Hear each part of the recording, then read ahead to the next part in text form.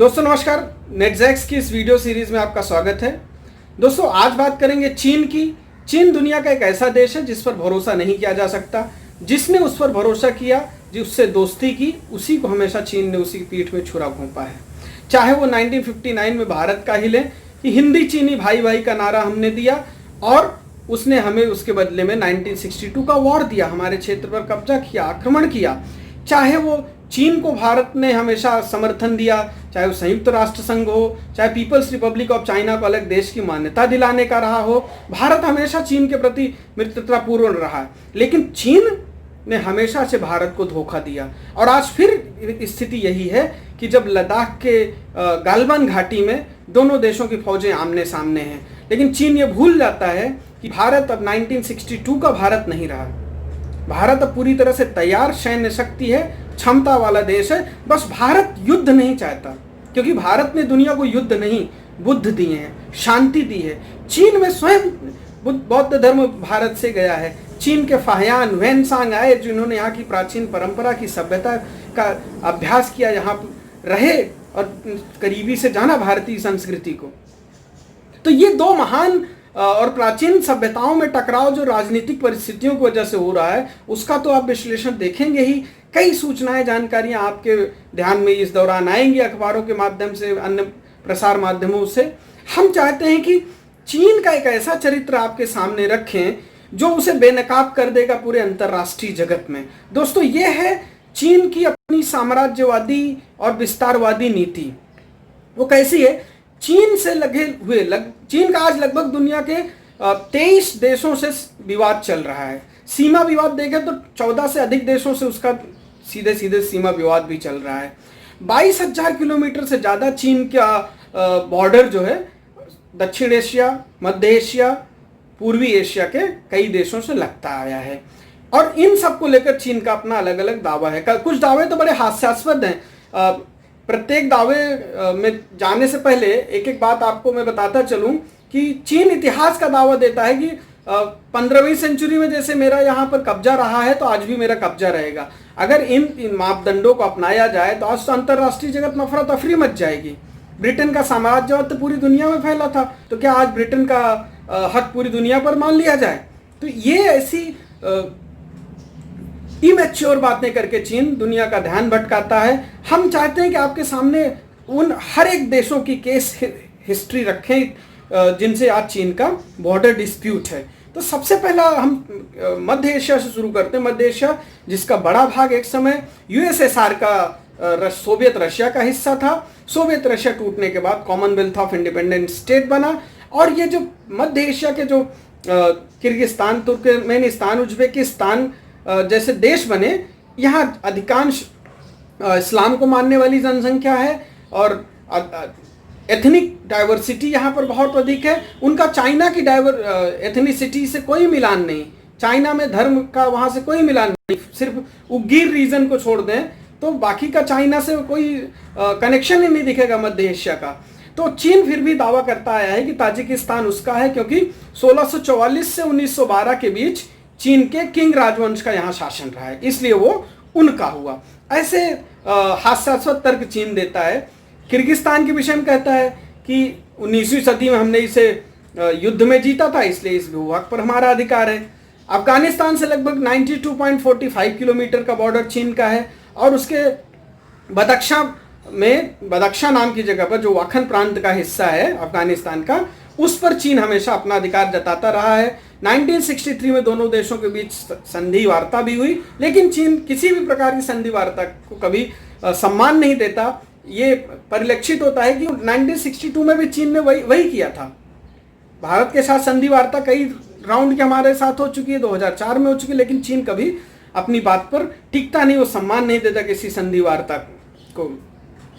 पाकिस्तान जो आज अपने आप को लगभग सरेंडर कर चुका है चीन को, आज आर्थिक और राजनीतिक रूप से पाकिस्तान ने खुद को चीन को सौंप दिया है। ओवोर वन बेल्ट वन रोड के माध्यम से तो चीन के मुहाने तक आज पाकिस्तान के घर तक पहुंच चुका है। चीन अपने टैंकर लेकर कभी भी पहुंच सकता है। नेपाल पर भी ऐसी दावेदारी करता है। एक युद्ध हुआ था नेपाल और चीन के बीच में 1788 से 1792 के बीच में, मतलब ये बहुत पुरानी बात हो गई। उस समय चीन कहता है कि चूंकि नेपाल तिब्बत का हिस्सा था, इसलिए तिब्बत आज चीन का हिस्सा है और नेपाल पर हमारा अधिकार है। और नेपाल की जो हरकतें इस समय भारत के साथ चल रही हैं, इससे लगता है कि नेपाल धीरे धीरे चीन को पाकिस्तान की तरह सरेंडर करता जा रहा है, जो उसके हित में नहीं है। ध्यान रखिए, साउथ एशिया का नेपाल एकमात्र ऐसा देश रहा है जिस पर कभी किसी देश का अधिकार नहीं रहा, ब्रिटिश साम्राज्यवाद का भी अधिकार नहीं रहा। लेकिन आज जो परिस्थिति नेपाल पैदा कर रहा है दक्षिण एशिया में, इससे लगता है कि चाइना का कभी न कभी नेपाल पर आक्रमण होगा ही और नेपाल चाइना के सामने टिक नहीं पाएगा। और म्यांमार की बात करें तो म्यांमार पर उनका कहना है कि युआन राजवंश का उनके शासन था और इसलिए म्यांमार का एक बड़ा भूभाग हमारा है। वैसे भी म्यांमार चीन के बहुत बड़े दबाव में आज भी रह रहा है, राजनीतिक दबाव, आर्थिक दबाव में। उसका हथियारों का सबसे बड़ा खरीदार है, ग्राहक बन गया है म्यांमार। तो लाओस पर भी वही कहता है कि ये ताइवानी गणराज्य का हिस्सा था, इसलिए लाओस हमारा है। इस पर भी युआन राजवंश का शासन रहा है। तो चीन अपने इतिहास से टटोलता है कहाँ कहाँ इनका किसका शासन गया था और वहाँ पर हमें पहुँचना चाहिए। तो भारत अगर ऐसा करने लगे तो मौर्य राजवंश तो आज के अफगानिस्तान से लेकर हिमालय तक था। चीन का बड़ा हिस्सा भी उस समय हमारे ही पास था। तो क्या चीन देगा वो? पहले उन चीज़ों की बात होनी चाहिए। वियतनाम पर भी उनका कहना है कि मिंग राजवंश का शासन 1368 से 1644 तक रहा है, इसलिए वियतनाम हमारा है। और उत्तर कोरिया, इनका हालांकि अच्छा संबंध है, फिर भी 1882 तक दोनों देश के बीच में व्यापारिक संबंध थे। 1905 तक अच्छा रिलेशन था, लेकिन जब नॉर्थ कोरिया और south Korea second world war के बने, तब से जो है उत्तरी कोरिया कम्युनिस्ट हो गया और चीन के नज़दीक आ गया। दक्षिणी कोरिया से उनका अधिकार रहा। इसके बावजूद चीन का कहना है कि उत्तर कोरिया का जिंदाओ इलाका जो है, जिंदाओ क्षेत्र जो है, वो चीन का है, जो यालू नदी के आसपास आता है। आप अगर मैप देखेंगे तो यालू नदी जो नॉर्थ कोरिया और चीन के बीच में बॉर्डर है, तो यालू नदी के आसपास वो जिंदाओ क्षेत्र आपको देखने को मिलेगा। मंगोलिया का भी यही हाल है। चीन का मानना है कि मंगोलिया में भी युआन राजवंश का शासन रहा है। हालांकि अगर हम देखें तो 12वीं-13वीं शताब्दी में चंगेज खां का शासन तो पूरे एशिया पर हो गया था। भारत तक चंगेज खां आ गया था, चीन पूरा चंगेज खां के शासनकाल में था। तो क्या इस इतिहास को आधार मानते हैं, जिस तरह की क्रोनोलॉजी चीन देता है, तब तो मंगोलिया का चीन पर अधिकार मान लेना चाहिए। तो ये चीन उल्टी नदी बहाने की हर जगह कोशिश करता रहता है। रूस चीन का एक सहयोगी था। दोनों देशों में कम्युनिज्म होने की वजह से काफ़ी एक दूसरे में तालमेल था, लेकिन रूस के कई क्षेत्रों पर आज भी चीन अपना दावा करता आया है। वो मानता है कि रूस ने यूएसएसआर के समय कई जगहों पर चीन के कब्जा कर लिया है। जो एक दमानास्की आइलैंड है, छोटा सा दमानास्की आइलैंड के लिए हमेशा चीन की और रूस की नेवल फोर्सेस झगड़ा करती रहती हैं एक दूसरे से। इसी तरह कजाकिस्तान का हाल है। तो कजाकिस्तान के साथ भी उनका सीमा विवाद है और ज़्यादातर कब्जा चीन ने कर लिया है क्षेत्र पर कजाकिस्तान के।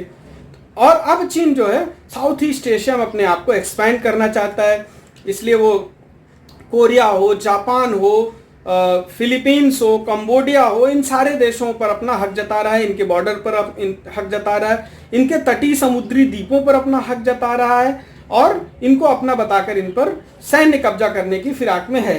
सिंगापुर के साथ भी चीन विवाद में उलझा हुआ है।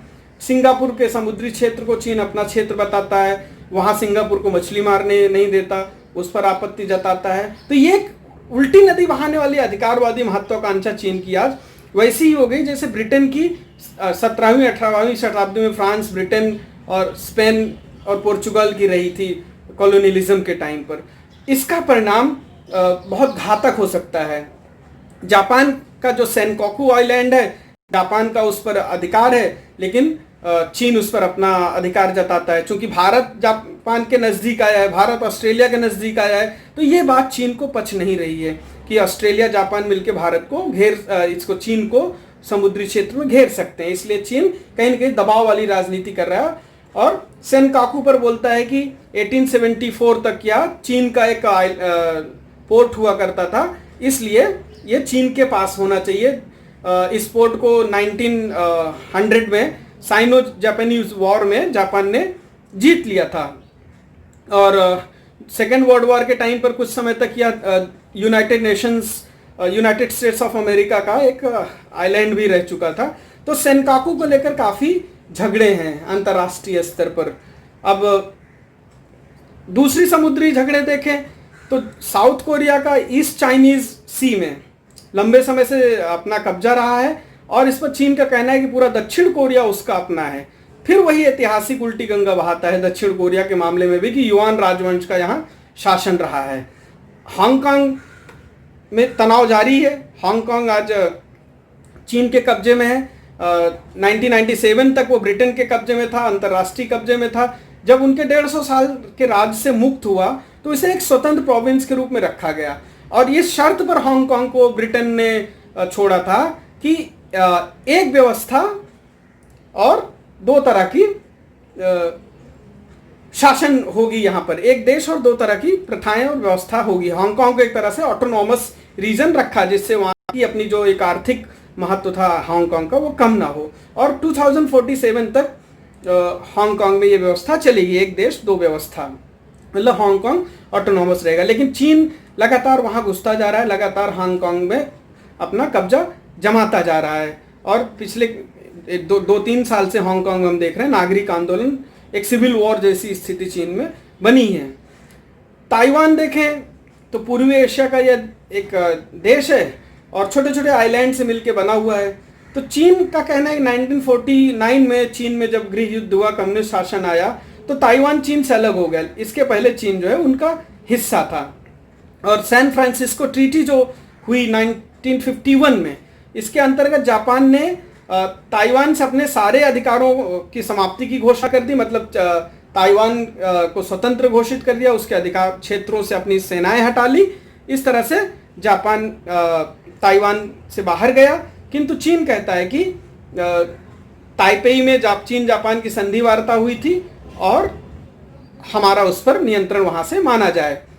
हालांकि 1954 में अमेरिकन प्रेसिडेंट आइजेनहावर ने ताइवान के साथ डिफेंस ट्रीटी भी की थी म्यूचुअल, जिससे ताइवान को एक सहारा मिल सके। लेकिन 70 के बाद विश्व की राजनीति बदली और चीन को यूनाइटेड नेशन सिक्योरिटी काउंसिल में अमेरिका की ही मदद से परमानेंट सिक्योरिटी काउंसिल की मेंबरशिप मिल गई। चीन न्यूक्लियर पावर बन गया और इस तरह से पूरी परिस्थिति बदलती गई, ताइवान कमजोर पड़ता गया। अब अगर हम देखें साउथ चाइना सी, एक बॉर्डर एरिया जो है, ये पैसिफिक ओशन से लेकर सिंगापुर की खाड़ी से लेकर एक लगभग 35,000 किलोमीटर तक फैला हुआ है। 5 जो बड़े ओशन है उनके बाद ये सबसे बड़ा एक सी रीजन माना जाता है ताइवान का। और यहाँ छोटे छोटे आइलैंड हैं जिन्हें कलेक्टिवली कई देश इस्तेमाल करते हैं। ट्रेड और कॉमर्स के लिए बहुत महत्वपूर्ण है ये एरिया और चीन इस पर कब्जा जमाना चाहता है। चीन दावा करता है कि यहाँ के जो मिनरल्स हैं, ऑयल, गैस या अन्य मिनरल्स, इन पर चीन का अधिकार है और दूसरे देशों को हम नहीं लेने देंगे। भारत ने भी यहाँ कई जगहों पर अपनी कंपनियां ONGC ने लगाई हैं, जिसका चीन ने कड़ा विरोध हमेशा किया है। एक है स्प्रेटली आइलैंड, जिसमें 750 से छोटे छोटे रीफ हैं, छोटे छोटे आइलैंड हैं और इस पर चीन हमेशा से अपना अधिकार जमाता रहा है। और इसका इतु अबा इसका सबसे बड़ा एक द्वीप है स्टैनली आइलैंड का। और इसका क्षेत्रफल अगर देखें तो 4 स्क्वायर किलोमीटर से भी कम है, मतलब बहुत ही छोटी जगह है। और समुद्री सीमा इस क्षेत्र की देखें तो 4,25,000 वर्ग किलोमीटर से ज़्यादा जुड़ी है, इसलिए इस स्थान का महत्व थोड़ा बढ़ जाता है। इसलिए चीन की और कई देशों की यहाँ पर नज़र रहती है। चीन, वियतनाम, ताइवान, मलेशिया, फिलीपींस, इस तरह से अपने अलग अलग टापुओं पर, अलग अलग रीफों पर अपने अपने सेना भेज चुके हैं। 45 से अधिक जगहों पर इस तरह से हमें दिखती है।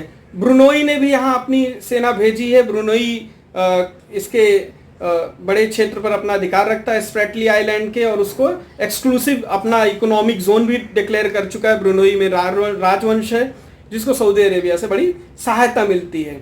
अब भारत और चीन के साथ जो विवाद है वो 3,488 किलोमीटर लंबी सीमा पर है। दोनों देशों की इतनी लंबी सीमा जुड़ती है जो जम्मू कश्मीर, हिमाचल प्रदेश, उत्तराखंड, सिक्किम और अरुणाचल प्रदेश से गुजरती हैं। अमूमन इसे 3 सेक्टरों में बांटा जा सकता है, western sector, Jammu Kashmir middle sector, Himachal और उत्तराखंड का ईस्टर्न सेक्टर, सिक्किम और अरुणाचल प्रदेश। यद्यपि इसका कोई सीमांकन नहीं हुआ क्योंकि चीन मैकमोहन लाइन का भी, मैकमोहन एग्रीमेंट का भी सम्मान नहीं करता, इसलिए इस पर एक बड़ा विवाद बना रहता है। तो दोस्तों इस वीडियो में यही रुकते हैं। भारत चीन का एक्चुअल विवाद जो चल रहा है उस पर हम अगले वीडियो में आपसे मिलते हैं और चर्चा करते हैं। आपने सुना, आप लोगों से शेयर करिए, हमारे चैनल को सब्सक्राइब करिए, हम इसी तरह की जानकारी आपसे बांटते रहेंगे।